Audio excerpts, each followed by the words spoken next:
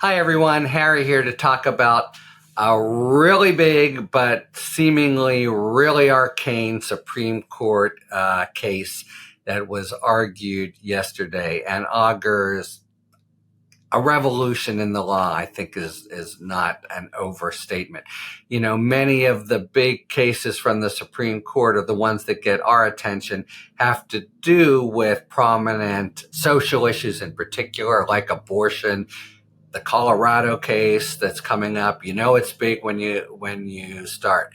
But often the Supreme Court will announce legal principles in cases that themselves seem obscure or picayune. But if you follow what the court's doing, follow constitutional law, you know that the stakes are large for not just doctrine, but for American life.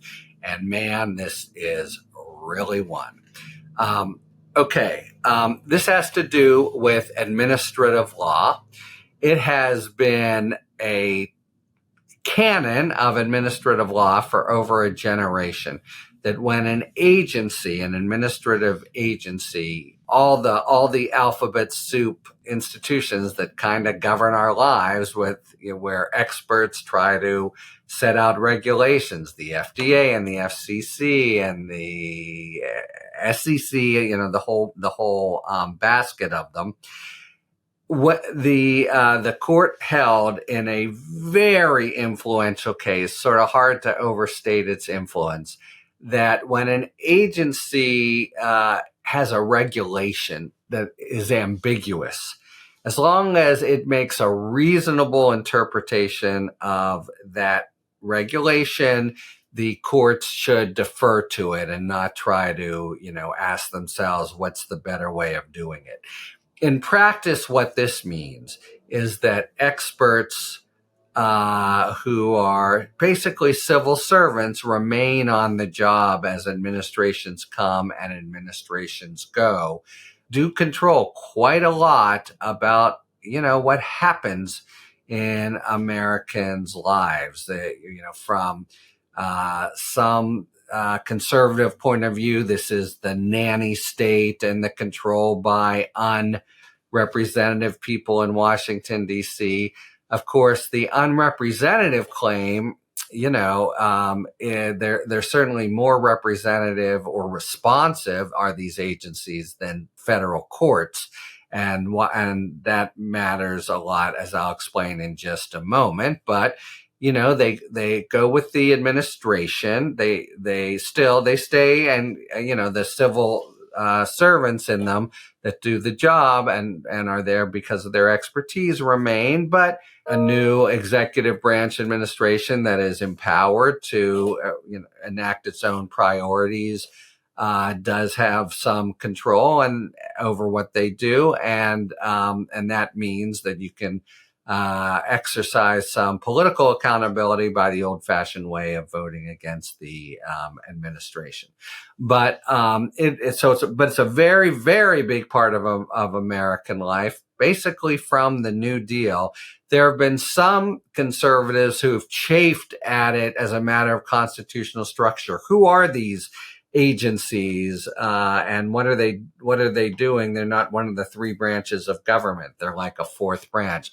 But others say, and I think this is you see the point. They're not immediately accountable, but all the powers that they exercise are delegated to them from Congress. Congress says, here's the general statute, and we want you to execute it and effectuate it and do regulations that make it happen. And those are the regulations that are, judged by the courts. And again, I think like 18,000 citations. That's a literal number of Chevron in the Chevron doctrine is just, like second nature in the courts. And initially it was beloved by the conservatives. This was during the Reagan era, and they liked the notion that there was some more accountability. But it's come to chafe more and more. And in the oral argument for the case I'm about to describe, Justice Kavanaugh said, we have these convulsions every 8 years or 4 years when the administrations change, and then we have a different approach in the agencies. He was saying that in response to the Solicitor General, the United States highest official, who was saying to the judges, man, you are really, really looking at a convulsive impact if you change the Chevron doctrine, which is just so big part of American life.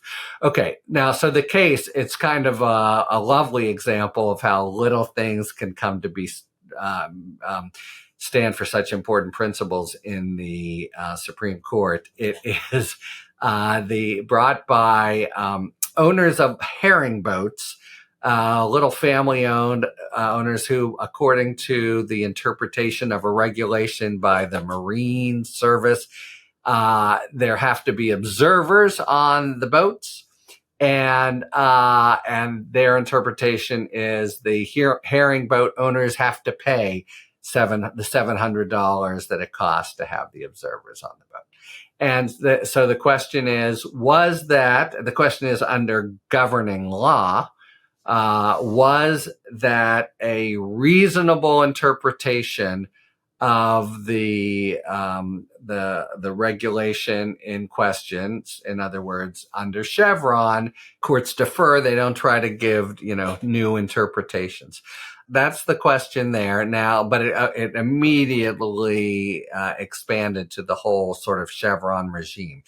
Justice Kagan, who's probably the chief administrative law expert on the court, she taught it, wrote about it, et cetera, said, look, who do we want making these decisions? Do we want political officials who A, have no expertise, and B, have axes to grind, have reasons to try to, let's just take I don't want to get too tendentious, but you can imagine an abortion area, say, they won't be looking from the medical standpoint or necessarily the health of the mother. Their politics kind of infuses everything. And, she said, look, some things are, here's a good one. Is it a diet supplement or is it a drug?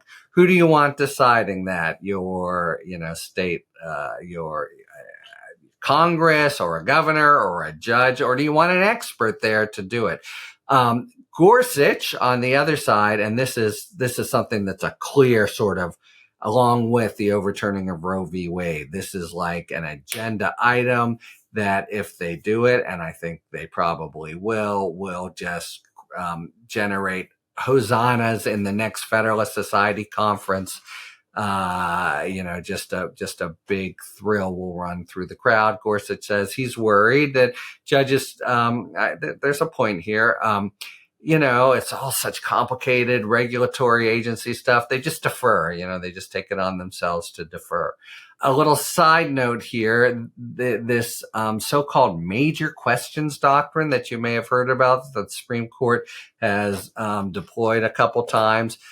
They kind of made that one up out of thin air as an initial sort of spear carrying the attack on the agencies, where they said, if it's a really big question, that's basically what it is, the third grade definition, then you don't defer and you decide for yourself. But now the case that is before them from yesterday, one of the questions it presents is, should the court just overrule Chevron? And if it did, what would that mean? It would mean that judges would just, look at statutes and regulations and just try to give, they might have a very technical meaning. The achievement of the goals of the statute may really require a lot of expertise, but judges would just do it as best judges can. Now, on the one hand, judges are insulated from political winds. Maybe that's a good thing. On the other hand, judges are insulated from political winds, meaning that they're unaccountable. So you just had very stark philosophical divides, quite apparent in the court. There's actually two cases involved, and it's another administrative law case. That I don't have to summarize the facts. But from one of them, Justice Jackson was recused. So now all 9 will be on this case. Not that it'll probably matter, because you had the libs, the progressives basically championing Chevron and the expertise principle and the reliance principle, and how entrenched it is in American law, and how, by and large, the expertise really is a good thing. And you had the conservatives expressing great skepticism, worried about bureaucrats, and saying, why shouldn't judges just do what they always do? A very good reason why they shouldn't do what they always do is because Congress has said, this is what we want to do. There's a bit of an irony to this notion that it's all a fourth branch, because what we're talking about is Congress saying, you take care of it, you do your best. Now, it's certainly true that Congress does this for, it punts for not very laudable reasons. It gets problems out of its hair and puts them to the agency, but they're elected federal representatives, and this is what they say. So the court is not simply establishing the judicial power, but it's at the expense of, you could say, congressional power, certainly administrative power, but you could say congressional power, because it's Congress that has really relied again and again on this regime and the technical expertise of agencies, which, if you've been to Washington, D.C., they are a huge part of the deal. They are, just all over town. They are really big. And, one argument against the conservative position is just too late to turn back now. The government runs on these agencies, and how are you really gonna? You'll prompt and foment chaos by now all of a sudden putting the latest district court judge in, say, West Texas, appointed by Donald Trump, to decide on the validity of a particular regulation, etc. Anyway, really interesting in that it's such an arcane kind of little thing, but that it really portends a big change in government, and not just in august constitutional terms, but really on the ground in the way government regulates and just interacts with the lives of Americans, everywhere.